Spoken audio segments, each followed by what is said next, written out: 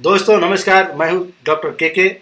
आज आपको ऐसा नुस्खा बताने जा रहा हूं जिसे आप आजमा करके 350 रोगों को काबू में कर सकते हैं और आप अपनी ज़िंदगी को बेहतर बना सकते हैं। आप खुद स्वस्थ रह सकते हैं, अपने परिवार को स्वस्थ रख सकते हैं, अपने फैमिली, अपने आस पड़ोस, अपने गांव वाले को, सबको आप खुशहाल रख सकते हैं और 1 रुपया आपका खर्च भी नहीं होगा। आप सोच रहे हैं कि डॉक्टर साहब ये क्या बताने जा रहे हैं। जी, मैं सही बताने जा रहा हूँ।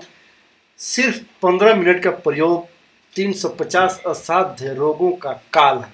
चाहे कैंसर हो या गठिया, चाहे किडनी फेल हो या लीवर, सबका एक अद्भुत उपाय।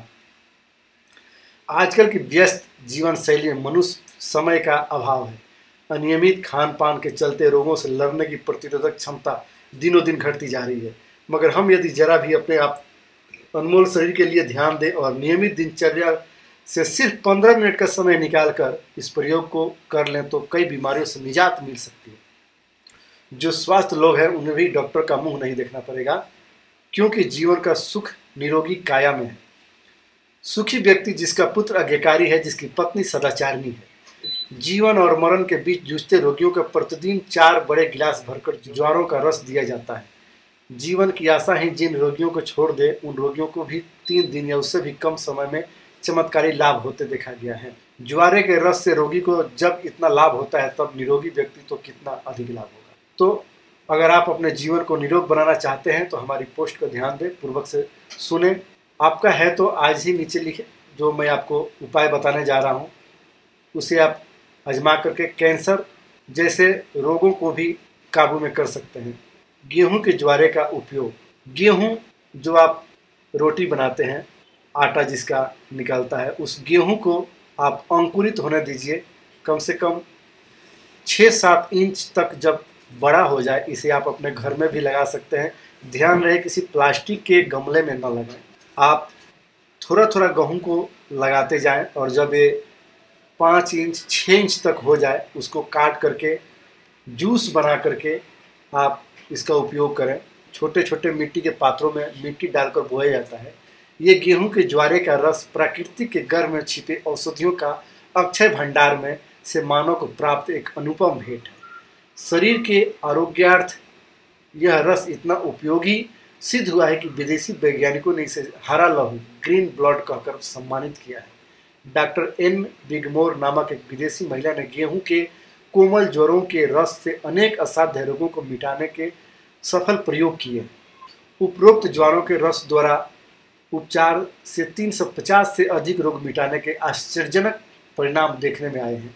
जीवन वनस्पति शास्त्र में यह प्रयोग बहुत मूल्यवान है। गेहूं ज्वरों के रस में होने वाले उन्मूलन की एक विचित्र शक्ति विद्यमान है।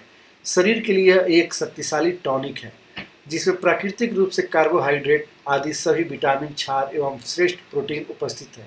इसके सेवन से असंख्य लोगों को विभिन्न प्रकार के रोगों से मुक्ति मिली है। कैंसर, मूत्राशय की पथरी, हृदय रोग, लीवर, डायबिटीज, पायरिया एवं दांत के अन्य रोग, पीलिया, लकवा, दमा, पेट दुखना, पाचन क्रिया की दुर्बलता, अपच, गैस, विटामिन ए, बी आदि के अभावपन्न रोग, जड़ों के सूजन, गठिया, संधियोथ, किडनी एलर्जी संबंधित 12 वर्ष पुराने रोग, आंखों का दुर्बल्य, केशों का श्वेत होकर झड़ जाना, चोट लगे घाव तथा जली त्वचा संबंधी सभी रोग, हजारों रोगियों निरोगियों ने भी अपनी दैनिक खुराकों में से किसी प्रकार के हेराफेर किए गेहूं के ज्वरों से रस से बहुत थोड़े समय में चमत्कारिक लाभ प्राप्त किए हैं। ये अपना अनुभव बताते हैं कि ज्वरों के रस से आंख, दांत और केस को बहुत लाभ पहुंचता है। कब्जी मिट जाती है, अत्यधिक कार्य शक्ति आती है और थकान नहीं होता। गेहूं के ज्वर उगाने की विधि मैं आपको जो बता रहा हूँ, इसे आप ध्यान दीजिए। आप मिट्टी के नए खप्पर, कुंडे या सकोरे लें, उनमें खाद मिली मिट्टी लें। रासायनिक खाद का उपयोग बिल्कुल न करें। पहले दिन एक कुंडे की सारी मिट्टी ढक जाए, उनमें गेहूं बोएं। पानी डालकर कुंडों को छाया में रखें। सूर्य की धूप कुंडों को अधिक या सीधी न लगा पाए, इसका ध्यान रखें। इस प्रकार दूसरे दिन दूसरा कुंडे या मिट्टी का खप्पर बोएं और प्रतिदिन एक बढ़ाते हुए 9वें दिन 9वां कुंडा बोएं। सभी कुंडों को प्रतिदिन पानी दें। 9वें दिन पहले कुंडे में उगे गेहूं काटकर उपयोग में लें। खाली हो चुके कुंडे में फिर से गेहूं उगा दें। इसी प्रकार दूसरे दिन, दूसरा दिन, तीसरे दिन करके चक्र लगाते जाएं। इस प्रकार प्रक्रिया से भूलकर भी प्लास्टिक के बर्तन का प्रयोग कदापि न करें। प्रत्येक कुटुंब अपने लिए सदैव के उपयोगार्थ 10, 20, 30 अथवा इससे भी अधिक कुंडे रख सकते हैं। प्रतिदिन व्यक्ति के उपयोग अनुसार 1 या 2 अधिक कुंडे में गेहूं बोते रहें। मध्याह्न के सूर्य की सख्त धूप न लगे, परंतु प्रातः अथवा सायंकाल का मंद ताप लगे ऐसे स्थान में कुंडों को रखें। सामान्यतः 8-10 दिन गेहूं के ज्वारों में 5 से 7 इंच तक ऊंचे हो जाए, ऐसे ज्वारों को अधिक से अधिक गुण होते हैं। जो जो ज्वारे 7 इंच से अधिक बड़े होते जाए त्यों तो उनके गुण कम होते जाएंगे। अतः उनका पूरा लाभ लेने के लिए 7 इंच तक बड़े होते हैं उनका उपयोग कर लेना चाहिए। जड़ों की मिट्टी के धरातल से कैंची द्वारा काट लें अथवा उसे समूल खींचकर उपयोग में ले सकते हैं। खाली हो चुके कुंडे में फिर से गेहूं बो दीजिए। बस इस प्रकार गेहूं बोना चालू रखें। ज्वारों का रस बनाने की विधि। जब समय अनुकूल हो तभी ज्वारे काटें। काटते ही तुरंत धो डालें। धोते ही उन्हें कूटें। कूटते ही उन्हें कपड़े में छान लें। इस प्रकार उसी प्रकार को 3 बार कूटकर रस निकालने के आधिकारिक रस प्राप्त होगा। चटनी बनाने अथवा रस निकालने की मशीन आदि से भी रस निकाला जा सकता है। रस को निकालने के बाद विलंब किए बिना तुरंत ही उसे धीरे धीरे पिएं। किसी शक के अनिवार्य कारण से अतिरिक्त एक क्षण भी उसको पड़ा न रहने दें, कारण कि उसका गुण प्रतिक्षण घटने लगता है और 3 घंटे में तो उसमें से पोषक तत्व ही नष्ट हो जाता है।